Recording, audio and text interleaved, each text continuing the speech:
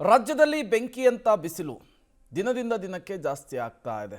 ಜನರು ಬಸವಳಿತಾ ಇದ್ದಾರೆ. ಅದರಲ್ಲೂ ರೈತರ ಪಾಡಂತೂ ಹೇಳತಿರದಂತಾಗ್ಬಿಟ್ಟಿದೆ. ಹೌದು, ಬಿರು ಬಿಸಿಲಿಗೆ ತರಕಾರಿ ಬೆಳೆಗಳು ಒಣಗ್ತಾ ಇದೆ. ಬೆಳೆಗಳನ್ನು ಉಳಿಸ್ಕೊಳ್ಳೋದಕ್ಕೆ ರೈತರು ಪರದಾಡ್ತಾ ಇದ್ದಾರೆ. ಹಾಸನ ತಾಲೂಕಿನ ಸಾಲಗಾಮೆ ಹೋಬಳಿಯ ರೈತರು ಮಳೆಯನ್ನೇ ಆಶ್ರಯಿಸಿದ್ದು ಬಲ್ಲನೇಹಳ್ಳಿ, ಸೀಗೆ, ಸಾಲಗಾಮೆ, ಬೀಕನಹಳ್ಳಿ ಈ ಭಾಗದಲ್ಲೆಲ್ಲ ರೈತರು ತರಕಾರಿ ಬೆಳೆಗಳ ಮೇಲೇ ಅವಲಂಬಿತರಾಗಿದ್ದಾರೆ. ಬೀನ್ಸು, ಕೋಸು, ಟೊಮ್ಯಾಟೊ, ಮೆಣಸಿನಕಾಯಿ, ಹೂಕೋಸು ಸೇರಿದಂತೆ ಅನೇಕ ಬೆಳೆಗಳನ್ನು ಬೆಳೆದಿದ್ದಾರೆ. ಆದರೆ ಸುಡು ಬಿಸಿಲಿನಿಂದ ಎಲ್ಲ ಬೆಳೆಗಳು ಕೂಡ ಒಣಗ್ತಾ ಇದೆ. ಮಳೆ ಬಾರದೆ ರೈತರಿಗೆ ತೀವ್ರ ಸಂಕಷ್ಟ ಎದುರಾಗಿದೆ. ಕೆಲವು ರೈತರು ಕೊಳವೆ ಬಾವಿಯನ್ನು ಹೊಂದಿದ್ದು ಸಮರ್ಪಕವಾಗಿ ವಿದ್ಯುತ್ ಪೂರೈಕೆ ಇಲ್ಲದ ಕಾರಣ ಪರಿತಪಿಸುವಂತಾಗಿದೆ. ದಿನಕ್ಕೆ 1 ಅಥವಾ 2 ಗಂಟೆ ಮಾತ್ರ ಕೊಳವೆ ಬಾವಿಗೆ 3 ಫೇಸ್ ವಿದ್ಯುತ್ತನ್ನು ಕೊಡ್ತಾರಂತೆ. ಹಿಂಗಾದರೆ ಹೆಂಗೆ ನಮ್ಮ ಬದುಕು, ಜೀವನ ನಡೆಸೋದು ಹೆಂಗೆ ಅಂಥೇಳಿ ಪಾಪ ರೈತರು ಅಳಲನ್ನು ತೋಡ್ಕೊಂಡಿದ್ದಾರೆ. ಹಾಸನ ಜಿಲ್ಲೆಯಲ್ಲಿ ಈ ಬಾರಿಯ ಬೇಸಿಗೆ ಕಾಲಕ್ಕಂತೂ ಜನ ತತ್ತರಿಸಿ ಹೋಗಿದ್ದಾರೆ.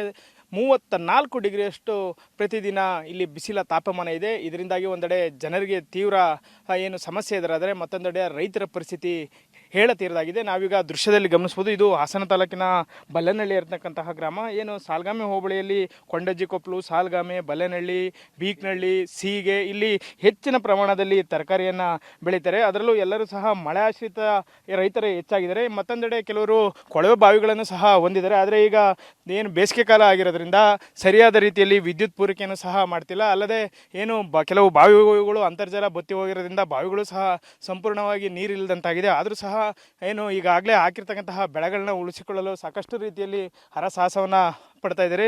ಸ್ಪ್ರಿಂಕ್ಲರ್ಗಳ ಮೂಲಕ ನೀರನ್ನು ಹಾಯಿಸ್ತಾ ಇದ್ದಾರೆ.